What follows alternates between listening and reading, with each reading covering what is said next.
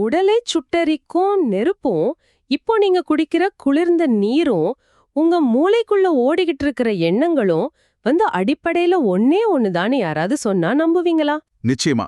முதல் தடவை கேட்கும்போது நம்புறது ரொம்ப கஷ்டம்தான். ஆமா, ஒரு நிமிஷம் சிந்திச்சு பாருங்களேன். ரொம்ப கடினமான ஒரு பாறையும் நம்ம கண்ணுக்கே தெரியாத அந்த நுட்பமான மனித உணர்வும் ஒரே பொருளால் செய்யப்பட்டதுன்னா அது எவ்வளவு பெரிய முரண்பாடு. பெரிய முரண்பாடுதான். ஆனா அறிவியலும் மெய்ஞானமும் கைகோர்க்கிற ஒரு புள்ளியில இதுதான் நிதர்சனமான உண்மைன்னு நிரூபிக்கப்படுது. அதனாலதான் தகவல்களை தேடிச் சென்று ஆழமா அலசும் ஆர்வம் கொண்ட உங்களுக்கான இந்த தேடல்ல இன்னைக்கு நாம அப்படிப்பட்ட ஒரு பிரம்மாண்டமான முரண்பாட்டை தான் உடைக்க போறோம். ஆமா, இது சாதாரண தேடல் கிடையாது, ரொம்பவும் ஆழமான ஒண்ணு. கண்டிப்பா. இன்னைக்கு நம்மகிட்ட இருக்கிற மூலப்பொருள் 19ஆம் நூற்றாண்டுல எழுதப்பட்ட ஒரு கவிதை. ஆனா அத படிக்கும்போது ஒரு நவீன குவாண்டம் இயற்பியல் புத்தகத்தை படிக்கிற மாதிரி இருக்கு. அதாவது ஒரு குவாண்டம் பிசிக்ஸ் தியரி மாதிரி இருக்கும். எக்ஸாக்ட்லி.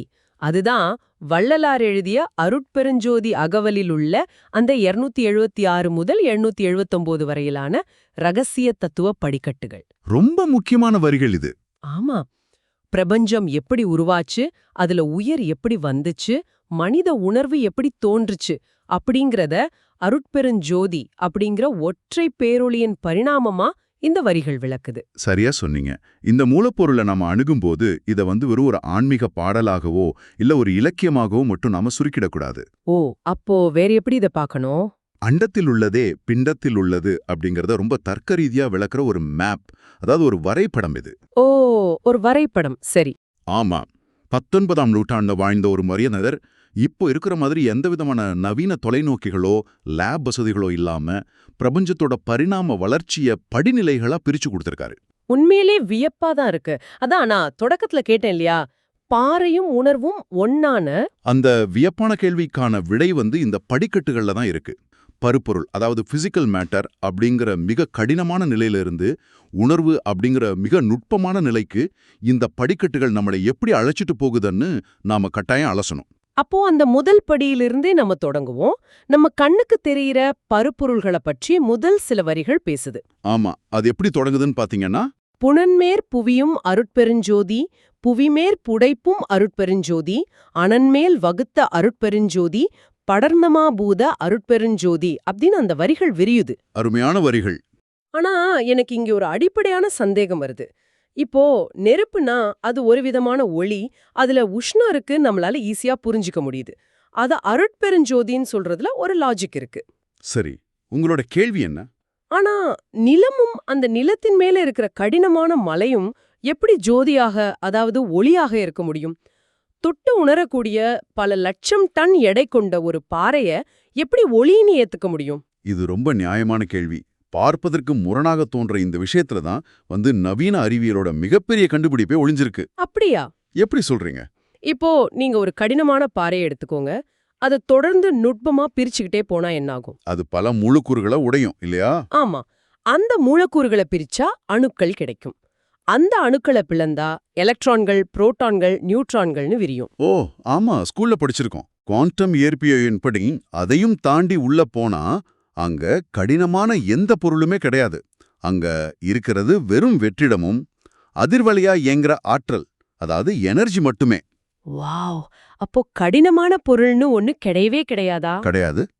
இதுதான் ஆல்பர்ட் ஐன்ஸ்டீன் தன்னோட புகழ்பெற்ற கோட்பாட்டுல எனர்ஜியும் மாசும் ஒண்ணுதான்னு நிரூபிச்சாரு. E = mc² ஃபார்முலா அதானே? எக்ஸாக்ட்லி.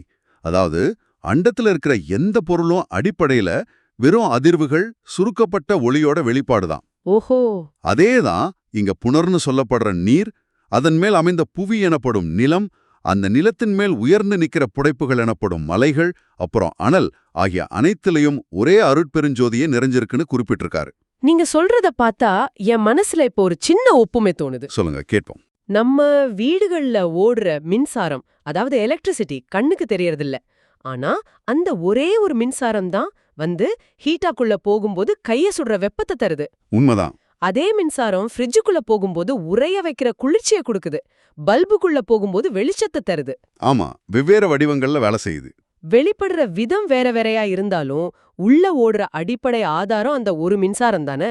அப்படித்தானே இந்த ஒரே அருட்பெருஞ்சோதி அப்படிங்கிற அந்த மூல ஆற்றல் தான் குளிர்ந்த நீராகவும் மலையாகவும் சுட்டெரிக்கும் நெருப்பாகவும் உருமாறி இருக்குன்னு சொல்றீங்க. உங்களுடைய இந்த ஒப்புமை இந்த அறிவியல் உண்மையை மிக துல்லியமா பிரதிபலிக்குது. அந்த மூல ஆற்றல் தான் வடிவங்களை மாத்திக்குது. ஆமா, ரிலேட் பண்ண முடியுது. இதுல இன்னொரு வியப்பான விஷயத்தையும் நாம கவனிக்கணும். அந்த புனன்மேற் புனியும் அப்படிங்கிற வரியை எடுத்துக்கோங்க.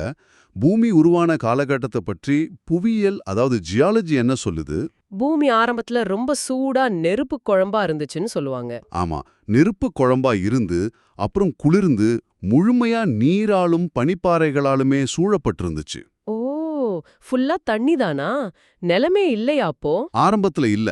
பல லட்சம் ஆண்டுகள் கழிச்சு அந்த நீருக்கு அடியிலிருந்து தான் நிலம் உறைஞ்சி டெக்டானிக் பிளேட்ஸ் நகர்வால் புடைப்பாக மேலே வந்துச்சு, மலைகள் உருவாச்சு.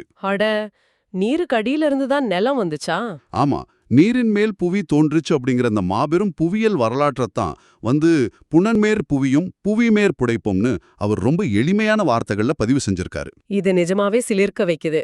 ஒரு இயற்கை வர்ணனைக்குள்ள இவ்ளோ பெரிய ஜியாலஜி ஒளிஞ்சிருக்கா?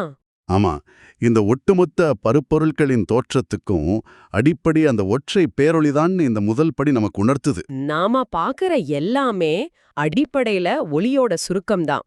அதுவும் அந்த தோற்றத்தோட வரிசை கூட அறிவியலோட ஒத்து போகுதுங்கிறது நம்ப முடியாத வெளிப்பாடு. கண்டிப்பா. சரி, இப்போ நிலம், நீர், நெருப்பு ஆகிய இந்த மாபெரும் பருப்பொருள்கள் எப்படி வந்துச்சுன்னு பார்த்துட்டோம். ஆனா இது எல்லாம் இயங்குறதுக்கு, இது எல்லாம் இருக்கிறதுக்கு ஒரு இடம் வேணும் இல்லையா? நிச்சயமா வேணும். அதற்காக ஒரு பரந்த வெளி, அதாவது ஸ்பேஸ் தேவை. கவிதையோட அடுத்த வரிகள் அதை நோக்கிதான் நகருது. அந்த வரிகள் என்ன சொல்லுது? பகுதிவான் வெளியில் அருட்பெருஞ்சோதி, அகழ்வெளி வகுத்த அருட்பெருஞ்சோதி, உயிர் வெளி இடையே அருட்பெருஞ்சோதி, உரைக்கரும் பகுதி அருட்பெருஞ்சோதி. ஆமா, ரொம்ப ஆழமான கட்டம் இது. ஒரு நிமிஷம், இந்த இடத்துல எனக்கு ஒரு மிகப்பெரிய லாஜிக் இடிக்குது. என்ன லாஜிக் அது? வெளி அல்லது ஸ்பேஸ் அப்படின்னா அது ஒண்ணுமே இல்லாத சூன்யம், அதாவது எம்டினஸ் தானே. அங்க எதுவுமே இல்லைங்கிறது தானே அதோட உண்மையான அர்த்தம். பொதுவா எல்லாரும் அப்படிதான் நினைப்பாங்க. அப்படிப்பட்ட ஒரு வெற்று வெளி எப்படி திடீர்னு உயிரை உள்ளடக்கிய உயிர்வெளியா மாற முடியும்? ஒண்ணுமே இல்லாத இடத்துல இருந்து உயிர் எப்படி முளைக்கும்? இது ஒரு லாஜிக்கல் லீப்பு மாதிரி, ஒரு தர்க்க ரீதியான பாய்ச்சலா எனக்கு தோணுது. நீங்க எழுப்புற இந்த கேள்வி ரொம்ப இயல்பானதுதான். நாமெல்லாம் பள்ளிக்கூடத்துல படிக்கும்போது விண்வெளி அப்படிங்கிறது காற்றில்லாத, பொருட்கள் இல்லாத ஒரு முழுமையான வெற்றிடம் தான் படிச்சிருப்போம். ஆமா, வேக்யூம்னு சொல்லுவாங்களே. ஆனா ஆஸ்ட்ரோபிசிக்ஸ் எனப்படும் நவீன வானியல் இயற்பியலும் சரி, பழமையான மெய்ஞானமும் சரி, ஸ்பேஸ அப்படிங்கறத ஒண்ணுமே இல்லாத சூனியம்னு ஏத்துக்கிறது இல்ல. அப்ப சூனியம் இல்லையா? வேற என்னது? அது ஆற்றல் நிரம்பிய ஒரு களம், அதாவது குவாண்டம் ஃபீல்டு.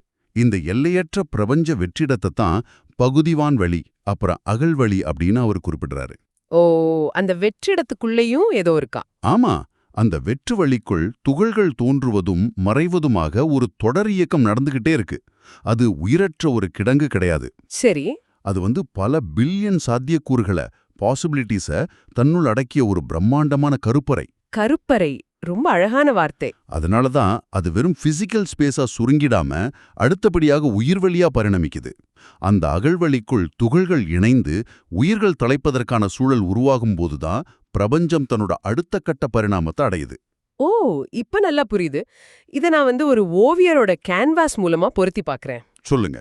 ஒரு வெற்று கேன்வாஸ பார்க்கும்போது அது வெறும் வெள்ளை துணிதான், அதுல ஒண்ணுமே இல்லைன்னு நம்ம நினைக்கலாம். ஆனா ஒரு ஓவியரோட கண்ணுக்கு அதுல பலாயிரம் ஓவியங்களுக்கான சாத்தியங்கள், பாசிபிலிட்டிஸ் இருக்கு. மிக சரியான ஒப்பீடு. அதுல வண்ணங்கள் தீட்டப்படும் போது அந்த உயிரற்ற துணி எப்படி ஒரு கலைப்படைப்பா உயிர் பெறுதோ அப்படிதான் இந்த எல்லையற்ற அகழ்வெளியும் செயல்படுதா? எக்ஸாக்ட்லி. அந்த வெற்றிடம் தனக்குள் உயிர்களை ஏந்தும் போது அது வெற்று வெளியிலிருந்து உயிர் வெளியா மாறிடுது. சரியா? ஒரு முத்தாய்ப்பான இணைப்பை உருவாக்கியிருக்கீங்க. அந்த வெற்றி கேன்வாஸ் ஓமைதான் பிரபஞ்சத்தோட இயல்பை ஈஸியா புரிய வைக்குது. ரொம்ப நன்றி.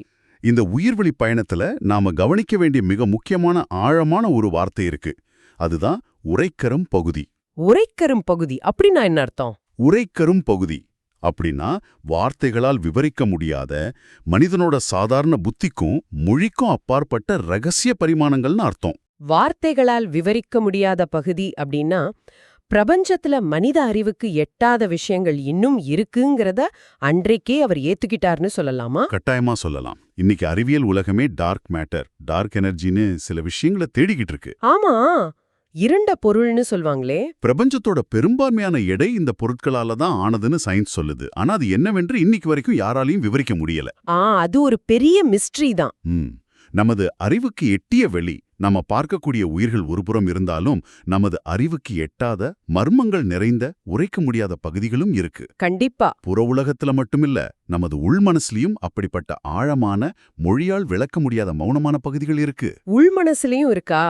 ஆமா, ஒரு மனிதன் தன்னை முழுமையா புரிஞ்சுக்க முற்படும்போது அவனுக்குள்ள இருக்கிற ஒரு குறிப்பிட்ட எல்லைய அவனால மொழியால விவரிக்க முடியறதில்ல. அந்த எல்லையத்தான் உரைக்கரம் பகுதின்னு சொல்றாரு. ஓ, உனக்கு புரிந்த பருப்பொருள், உனக்கு புரிந்த வெளி, உனக்கு புரிந்த உயிர் ஆகிய எல்லாத்திலையும் அந்த ஜோதி இருக்கு. அதே சமயம் உனக்கு அறவே புரியாத, உன்னால வார்த்தைகளால விவரிக்கவே முடியாத அந்த பிரம்மாண்டமான ரகசிய பகுதியிலையும் அதே அருட்பெருஞ்சோதி தான் நிறைஞ்சிருக்குன்னு அவர் ஆணித்தரமா நிறுவுறாரு. எவ்வளவு ஆழமான சிந்தனை இது! மனிதனோட அகங்காரத்தை உடைக்கிற வரிகளவே. எனக்கு தெரிஞ்சதுலயும் அந்த ஆற்றல் இருக்கு, எனக்கு எட்டாத, எனக்கு தெரியாத விஷயங்கள்லயும் அந்த ஆற்றல் தான் இருக்கு. உண்மைதான். சரி, இப்போ இந்த படிக்கட்டுகளோட உச்சத்துக்கு வருவோம். வெறும் அண்டம், வெளி, உயிர்னு இருந்த பயணம் இப்போ உணர்வு அப்படிங்கிற கட்டத்துக்கு வருது. ஆமா, பரிணாமத்தோட அடுத்த கட்டம். அந்த அடுத்த வரிகள் என்னன்னா, அயவழி வகுத்த அருட்பெருஞ்சோதி, உயிர் வழி அதனை அருட்பெருஞ்சோதி, உணர்கலை வெளியில் அருட்பெருஞ்சோதி, அயலற வகுத்த அருட்பெருஞ்சோதி. ரொம்ப சிறப்பான வரிகள். இதுல ஒரு விஷயம் தோணுது. பிரபஞ்சத்துல வெறும் உயிர், அதாவது லைஃப் இருக்கிறது ஒரு சாதாரண உயிரியல் நிகழ்வு தான். ஒரு மரத்துக்கும் உயிர் இருக்கு, ஒரு சின்ன பாக்டீரியாவுக்கும் உயிர் இருக்கு. ஆமா, அது பயாலஜி. ஆனா அந்த உயிருக்கு உணர்வும், தன்னை சுத்தி இருக்கிறத புரிஞ்சுக்கிற அறிவும், கலைய ரசிக்கிற தன்மையும் வர்றதுதான் பரிணாம வளர்ச்சியோட உச்சக்கட்டம் இல்லையா? நிச்சயமா.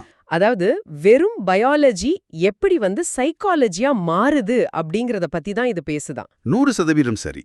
ஒரு உயிர் வெறும் ஜடமா, அதாவது உயிர் வாழ்தல், இனப்பெருக்கம் செய்தல் அப்படிங்கிற ஒரு சாதாரண உயிரியல் இயந்திரமா இருக்கிறதுக்கும், சரி, அந்த உயிர் கலைய, இசைய, அன்ப, கருணைய, இந்த பிரபஞ்சத்தோட பிரம்மாண்டத்தை உணரும் நிலைக்கு உயர்வதற்கும் ஒரு பெரும் பாய்ச்சல் இருக்கு. ஆமா, அது பெரிய வித்தியாசம். அந்த உச்சபட்ச உணர்வு நிலையத்தான் உணர்கலை வெளி அப்படின்னு அவர் ரொம்ப அழகா அழைக்கிறாரு. உணர்கலை வெளி? ஆமா, உணர்கலை, அதாவது ஆர்ட் ஆஃப் ஃபீலிங் அப்படிங்கிறது மனிதனுக்கே உரித்தான ஒரு பிரத்யேகமான வெளி. ஒரு விலங்கு வானத்தை பார்த்து அதோட அழக ரசிக்கிறதில்ல. ஆமா, அதுங்களுக்கு அந்த சிந்தனை இல்ல. ஆனா மனிதன் அந்த பிரம்மாண்டத்தை பார்த்து வியக்கிறான். நாம வெறும் உயிர்வெளியில மட்டும் வாழல, நாம உணர்கலை வெளியில வாழ்றோம். சூப்பர்.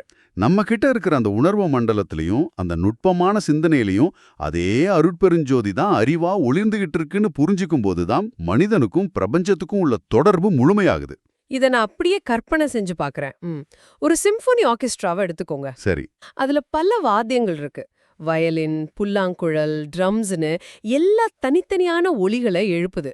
ஒவ்வொன்றும் வெவ்வேறு அதிர்வுகள். ஆமா, எல்லாம் வேற வேற சத்தம். ஆனா அதோட இசையெல்லாம் ஒன்னிணைஞ்சு அதை கேட்கிற ஒரு மனிதனோட மனசுல ஒரு குறிப்பிட்ட உணர்வை, ஒரு ஹார்மனிய, ஒரு கலாரசனையை ஏற்படுத்துது பாருங்க. அது ஒரு மேஜிக். ரொம்ப அழகான மேஜிக் அது. அதே போல இந்த பிரபஞ்சத்துல நிலம், நீர், நெருப்பு, வெளி, உயிர்னு பல பொருட்கள் தனித்தனியா இயங்குனாலும் மனித உணர்வு அப்படிங்கிற அந்த உணர்வுகள வெளியில எல்லாம் ஒன்னா இணைஞ்சு பிரபஞ்சத்தோட ஒட்டு அனுபவமா மாறுதுன்னு எடுத்துக்கலாமா? ரொம்ப ரொம்ப பொருத்தமான கோணம் இது. பல வாத்தியங்கள் இணைஞ்சு ஒரே உணர்வா மாறுற மாதிரி தான் பிரபஞ்சத்தோட அத்தனை கூறுகளும் இணைஞ்சு மனித உணர்வுக்குள்ள ஒரு முழுமையை தருது. வாவ்! இந்த முழுமைய பத்தி பேசும்போது தான் கவிதையோட அந்த முத்தாய்ப்பான இறுதி வார்த்தைக்கு நம்ம வர வேண்டியிருக்கு. என்ன வார்த்தை அது? அயலற வகுத்த அருட்பெருஞ்சோதி. இதுதான் இந்த ஒட்டுமொத்த தத்துவ படிக்கட்டுகளோட இறுதி இலக்கு. அயலற, இதோட அர்த்தம் என்ன? இந்த வார்த்தையை நாம ஆழமா பிரிச்சு பார்த்தாதான் இதோட உண்மையான வீச்சு புரியும். அயலற அப்படிங்கறத அயல் கூட்டல் அற அப்படின்னு பிரிக்கலாம். சரி. அயல் அப்படின்னா வேறுபட்டது, அந்நியமானது, தனியானதுன்னு பொருள். ஏலியன் ஆர் செப்பரேட் அப்படின்னு சொல்லுவோம்ல. ஆமா, அயலார்னா வெளியாட்கள்னு சொல்லுவோம். எக்ஸாக்ட்லி. அற அப்படின்னா இல்லாம போறது. ஆக அயலற அப்படின்னா எந்தவித வேறுபாடும் இல்லாம, அந்நியம் இல்லாம, பிரிவினை இல்லாமலும் பொருள். Without separation. பிரிவினை இல்லாம, அதாவது நான் வேற, இந்த பிரபஞ்சம் வேற இல்ல அப்படிங்கிற அந்த ஏகாந்த நிலையை அவர் குறிப்பிடுறாரு. ஆமா, அதுதான் அத்வைத்த நிலை. இதுவரைக்கும் நாம என்னென்னவோ தனித்தனியா பிரிச்சு பார்த்தோம். ஆமா, நிலம், நீர்னு, குளிர்ந்த நீர் வேற, சுடும் நெருப்பு வேற, கடினமான மலை வேற, சூன்யமான வெளி வேற, இயங்கும் உயிர் வேற, சிந்திக்கும் உணர்வு வேறன்னு நம்மளோட மனித அறிவு எல்லாத்தையும் தனித்தனியா பகுத்து பார்த்துருச்சு. நம்ம அப்படித்தான் பழகப்பட்டிருக்கோம். ஆனா அந்த உச்சகட்ட உணர்வுகளை வெளியே சென்றவுடன் மனிதனுக்கு ஒரு மிகப்பெரிய வெளிச்சம் பிறக்கும். அது என்னன்னா, இங்கே எதுவுமே தனித்தனி கிடையாது, எதுவுமே வேற வேற இல்ல, எல்லாமே ஒன்னோடு ஒன்று தொடர்புடையவை அப்படிங்கிற ஆழமான புரிதல் தான் அது. ரொம்ப பிரம்மாண்டமான சிந்தனை இது. ஒரு கடல்ல ஆயிரக்கணக்கான அலைகள் தோன்றலாம். ஒரு அலை பெருசா இருக்கலாம், ஒரு அலை சின்னதா இருக்கலாம். பார்ப்பதற்கு அவை தனித்தனி அலைகளா தெரிஞ்சாலும் அடிப்படையில எல்லாமே ஒரே நீர் தானே. ஆமா, எல்லாம் தண்ணி தான். அதே போல இந்த பிரபஞ்சத்துல இருக்கிற பல்லாயிரக்கணக்கான பொருள்களும் உயிர்களும் தனித்தனியா தெரிஞ்சாலும் எல்லாமே அந்த ஒரே ஒளியோட வெளிப்பாடு தான். ஓ, அந்த மலையில இருக்கிற அதே ஆற்றல் தான் எனக்குள்ள உணர்வாவும் இருக்கு. அந்த நெருப்புல இருக்கிற அதே ஒளியில தான் நான் உயிரோடும் இருக்கேன். என்னை படைத்த அந்த மூலத்துக்கும் எனக்கும் இடையே எந்த திரையும் இல்ல, எந்த பிரிவும் இல்ல அப்படிங்கிற அந்த ஒருமை நிலைய இந்த அயலற அப்படிங்கிற ஒற்றை வார்த்தையில அவர் ஆணித்தரமா நிறுவிட்டாரு. இதையெல்லாம் சேர்த்து பார்க்கும்போது இந்த பயணம் எவ்ளோ பிரம்மாண்டமா, அதே சமயம் எவ்ளோ லாஜிக்கலா இருக்குன்னு புரியுது. ஆமா, சயின்ஸும் பிலாசபியும் சேருது இங்க. நாம எங்க தொடங்கணும்? முதலாவது படி நம்ம கண்ணுக்கு தெரியற பருப்பொருள்களான நிலம், மலை, நீர், நெருப்பு, இந்த மாபெரும் பூதங்கள் எல்லாமே அடிப்படையில ஒளியோட சுருக்கமே அப்படிங்கறத புரிஞ்சுக்கிட்டோம். சரி. இரண்டாவது படி, இந்த பொருட்கள் எல்லாம் இயங்குறதுக்கு ஆதாரமா இருக்கிற பரந்த ஆகாயமும், வெற்றிடம்னு நாம நினைக்கிற அந்த எல்லையற்ற வெளியிலிருந்து வெளிப்படுற உயிர்களும், அதோட நமது அறிவுக்கு எட்டாத, வார்த்தைகளால் சொல்ல முடியாத ரகசிய பகுதிகளும் அதுக்குள்ள அடக்கும் அப்படிங்கறத பார்த்தோம். உண்மைனா? மூன்றாவது மற்றும் இறுதிப்படி, வெறும் உயிரோட பரிணாம வளர்ச்சியா தோன்ற மனித உணர்வுகளோட உச்சமான உணர்வு கழிவெளி அங்க சேரும்போது முடிவில் எதுவுமே தனித்தனி இல்ல, நீயும் பிரபஞ்சமும் ஒன்னே அப்படிங்கிற பிரிமற்ற அயலற நிலை. எக்ஸாக்ட்லி. ஒரு சிறு அணு முதல் ஆழமா சின்னிக்கும் மனித மூளை வரை எல்லாத்தையும் ஒரு நூல்ல கோர்த்த மாதிரி இந்த 4 வரிகள் விளக்குது. இந்த வரிகள்ல எங்கேயுமே எந்த குறுகிய சிந்தனையோ பிரிவினையோ இல்லைங்கிறத நீங்க கவனிக்கணும். இது முற்றிலும் அறிவியல், உளவியல், அப்புறம் மனித உணர்வியலோட ஒரு அற்புதமான கலவை. கண்டிப்பா. எல்லாம் ஒன்னே அப்படிங்கிற இந்த அறிவியல் பூர்வமான உணர்வு தான் ஒரு மனுஷனை அவனோட அகங்காரத்திலிருந்து விடுவிச்சு பரந்த பிரபஞ்சத்தோட ஒரு அங்கமா அவனை உணர வைக்குது. இப்போ இத கேட்டுக்கிட்டு இருக்கிற உங்ககிட்ட ஒரு கேள்வி வரலாம். சரி, ஒரு 19ஆம் நூற்றாண்டு கவிதை குவாண்டம் பிசிக்ஸ் மாதிரி பேசுது, எல்லாம் ஒண்ணுங்குது. இதெல்லாம் என் அன்றாட வாழ்க்கைக்கு எதுக்கு, இது எனக்கு ஏன் முக்கியம்னு நீங்க நினைக்கலாம். இது ரொம்ப முக்கியமான ஒரு கேள்வி. இன்னைக்கு நாம சந்திக்கிற மிகப்பெரிய உளவியல் பிரச்சனைகள்ல ஒண்ணு தனிமை, அதாவது லோன்லினஸ். நாம இந்த உலகத்துல இருந்து, சமுதாயத்துல இருந்து துண்டிக்கப்பட்டுட்டோம் அப்படிங்கிற உணர்வு பலருக்கும் இருக்கு. ஆமா, இது இப்ப ரொம்ப அதிகமா இருக்கு. ஆனா இந்த தத்துவ படிக்கட்டுகள் உங்களுக்கு சொல்றது இததான். அடுத்த முறை நீங்க இயற்கையை ரசிக்க போகும்போதோ, ஒரு பிரம்மாண்டமான மலைய பார்க்கும்போதோ, இல்ல உங்களுக்குள்ள ஒரு நுட்பமான உணர்வு தோன்றும் போதோ, நீங்க இந்த பிரபஞ்சத்துல இருந்து தனித்து இல்ல, அதாவது அயலற அப்படிங்கறத உணருங்க. நிச்சயமா. உங்களுக்கும் அந்த மலைக்கும் உங்களை சுத்தி இருக்கிற வெற்று வெளிக்கும் உள்ள அடிப்படை ஆதாரம் ஒரே சக்தி தான். அந்த ஒருமைப்பாடு உங்களை அமைதிப்படுத்தும். உங்களை சுத்தி இருக்கிற உலகமோ நீங்களும் வெவ்வேறு அல்லன்னு உணரும்போது தனிமை அப்படிங்கிற மாயை தானாவே விலகிடும். மிக உண்மையான வார்த்தைகள். பிரபஞ்சத்தை நாம புரிஞ்சுக்கிற விதத்தையே இது மாற்றி அமைக்குது. நாம இயற்கையோட ஒரு அங்கம் மட்டும் இல்ல, இயற்கையே நாம் தான் அப்படிங்கிற அந்த பிரிவற்ற நிலைய நாம அறிவியல் ரீதியாகவும் உணர்வு ரீதியாகவும் உணரும்போது நம்ம அன்றாட வாழ்வுல வர்ற பல தேவையற்ற கவலைகளும் பிரிவினை எண்ணங்களும் அர்த்தமற்று போயிடுது. நாம இந்த ஆமயமான உரையாடலை நிறைவு செய்யறதுக்கு முன்னாடி ஒரு விஷயத்த உங்களோட சொந்த சிந்தனைக்காக விட்டு செல்ல விரும்புறோம். என்ன விஷயம் அது? மூலக்கட்டுரையில நாம விவாதிச்ச உரைக்கலும் பகுதி அப்படிங்கிற அந்த வார்த்தைகளை கொஞ்சம் ஆழமா யோசிச்சு பாருங்க. உரைக்க முடியாத பகுதி. நாம இந்த நவீன உலகத்துல எல்லாத்தையும் மொழியால, அறிவால, அறிவியல் தர்க்கத்தால விளக்கிட முடியும்னு நினைக்கிறோம். ஆமா, எல்லாம் கூகுள்ல இருக்குன்னு நினைக்கிறோம். கூகுள்ல தேடுனா பிரபஞ்சத்தோட எல்லா கேள்விகளுக்கும் விடை கிடைச்சிடும்னு நம்புறோம்.